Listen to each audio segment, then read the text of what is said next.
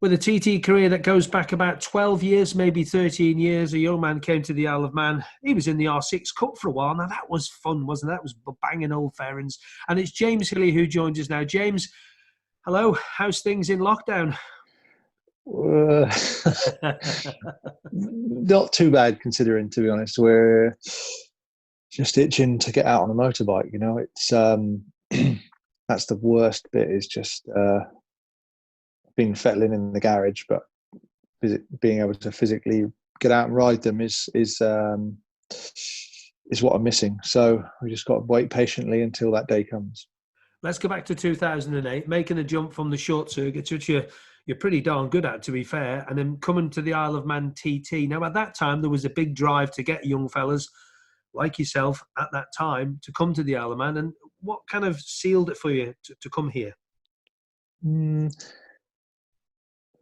I think it was always something I wanted to do. And if I'm honest, I was probably still a little young. I was only 22 in my first year there. And going back, I probably would have taught myself out of it for a couple of years. But and I'm probably quite proud of how relatively sensible I was for that age, going to such a big race, with such high risk. But I never put a lot of pressure on myself to win there and get to the sharp end. I just kind of learned steady, and here we are. We're still there. I think it took a good sort of 4 or 5 years for me to really bump up and sort of open the door to the sharp end lap times. But it was never going to be a sort of in and out type of thing for me. I was going in to do it properly and learn it and take my time. Do you remember your results in those first couple of races? The senior TT, D and F and that, but the other two, do you remember your results? Most riders do. Well, yeah, I only did the 600 in year one. So we finished both. Only just finished the second race, I think, because I actually jumped off at Signpost, battling with Jamie Robinson to win over the line, be the first bike over the line. So, but I think it was 16th and 19th, and we did 119.6 or something. It was my best lap of the fortnight on a 600, which was fairly good back then. But that was with the Jackson brothers and Martin Bullock. They kind of took me under their wing a little, and I still remember actually the first lap, and I don't think anyone ever forgets that, the first ever experience with the new, as a newcomer being sort of set free is still something I envy now. The newcomers that go, and that first lap they get is something that will stay with you forever. But you don't want that feeling again, do you, of being a newcomer? No, it's, because they, you find yourself worrying about a lot of things you probably don't need to, and don't worry about the things that you do need to. So it's a very steep learning curve initially when learning that course. So you did your first year, and then you came back the next year with a bit of Kawasaki backing, and one of the longest associations with one manufacturer, the TT, you've had for a long time. Yeah, and it just sort of, so I didn't have any other options. I didn't really look for any other options. It just fell into place to go race in there, and with what had fallen in at the time with build-based Kawasaki through Bournemouth Kawasaki and Peter Extance's support for 09. So we were actually on the red build-based Kawasaki's, and then 2010. It's certainly an eye-opener, actually. Just touching on going from the 600 up to the 1000cc was quite a jump. So a bit of an eye-opener, but I just progressed steady and tried to sort of pick away. And there was a couple of 2 years, I think I was stuck around 128 mile an hour, and I never really progressed, although I felt I was getting faster. The times didn't come, and then we took a big jump the year, I don't remember which year, maybe, but it was never a rush. We kind of just went there to learn and build and see what we could do. Going back to that, you're saying about when your speed jumped up. I mean, that year when you followed John McGuinness around, how much did you learn from the 23-time winner? I mean, what else could you learn? I mean, what went through your mind when you're behind him? Right, well, what am I going to pick up here? Well, look at the smile on your face. Yeah, I remember it really vividly. And he passed me, actually, it was into Ballacrane, into the Glen Helen section. I thought, if I can just hang with him here for out to Cronky and see where we're at, you know, and learn a little bit. And it was nothing too dissimilar. It was just that although we went faster, it kind of went almost back a gear where we were smoother. You know, I was kind of accelerating and braking, whereas following John that year, I just learned to kind of roll a little bit earlier maybe, but less brake, carrying the momentum, and it actually became a little bit easier, even though it got faster. And for that, you know, we got through Glen Helen. Then I thought, right, see if I can hang with him to like Solby. And then next thing, I'd done a lap. I thought, well, if I've done one lap, I can do another lap with him. And John almost did the work for me, to be honest. And I just had to follow on and kind of take me to that next zone of comfort level, you know, because initially I was out of my comfort zone, but after a lap it became more normal, and then never really looked back. So it was, but I honestly had to sort of keep pinching myself. That was really a big year for me, and that race in particular was probably more than anything proved to myself that I could do what was needed to run at the sharp end. Having a TT win in the bank's all right as well, isn't it? Well, yeah, it's better than none, but you know, it's still. And being honest, you know, it's definitely nice to have one, but it's not the one I want. I don't want to sound ungrateful for that. You know, for me, the second place in the 15 senior TT means more, and I have a lot more pride in that result than the win in the lightweight class, simply because of the, you know, that was a 4-lap sprint, that race in 15. John cleared off and showed us all the way home, and you know, no one saw him which way he went. And 15 seconds, that's all it was between us at the end. Yeah, but well, yeah, I didn't. Maybe it's not that much. He'd have rolled though. You know, he won the race.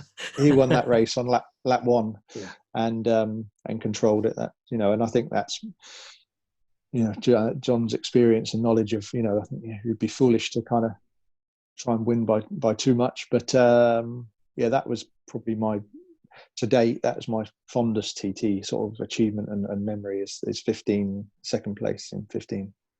Riding for the Bournemouth Kawasaki team for so many years, you must have some fantastic memories. I'm sure some you can't tell us, and some that you probably can tell us. Some of that really sticks in your mind. I'm sure you guys are Phil, isn't it, that looks after you, isn't it, and all them boys.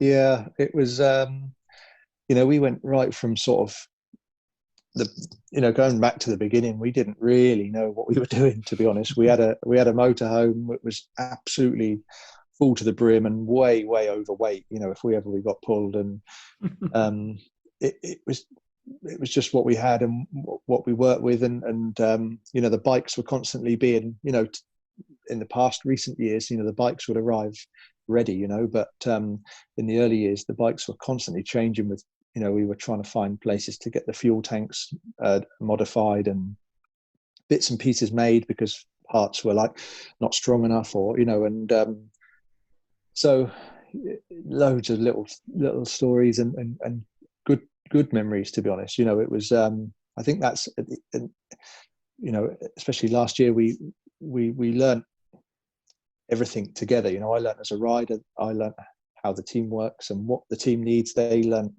kind of what I needed, and it took a lot of like worry and any extra concern away, because we had a lot of faith in, well, I had, for a rider, it's very important to have that faith in your team. So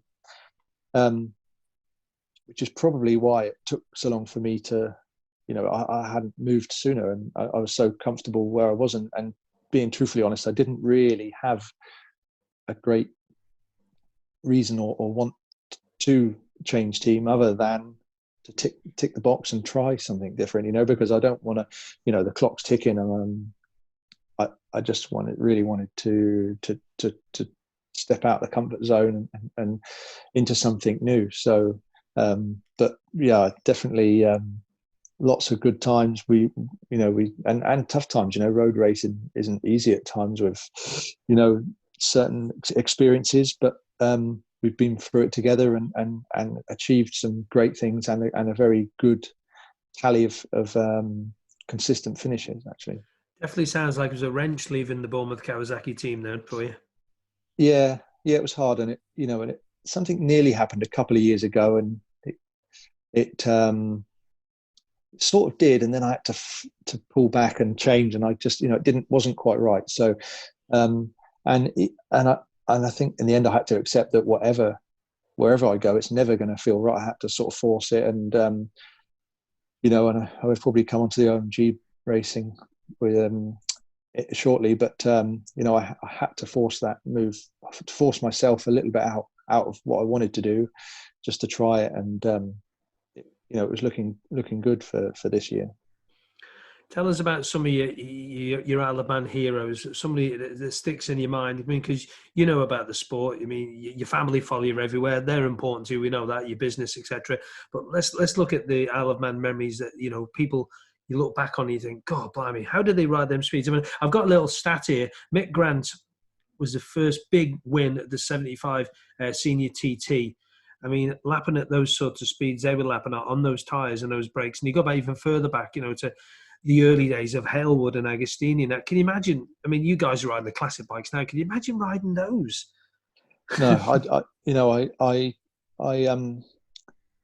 if I did have a time machine, I know where I'd be going exactly, and it would be June pretty much most years, I think, to the Isle of Man, just to witness, because, there is footage of them, but it's not true. Like now we get the real high res slow motions and you can just really appreciate what is going on. But the sort of old school, slightly fast forward black and white pics don't give it any just true justice, really. And, I think, they were men back then. They were true men, that would wrestle them old things around, and even the mechanics building them, because they weren't the most reliable of bikes.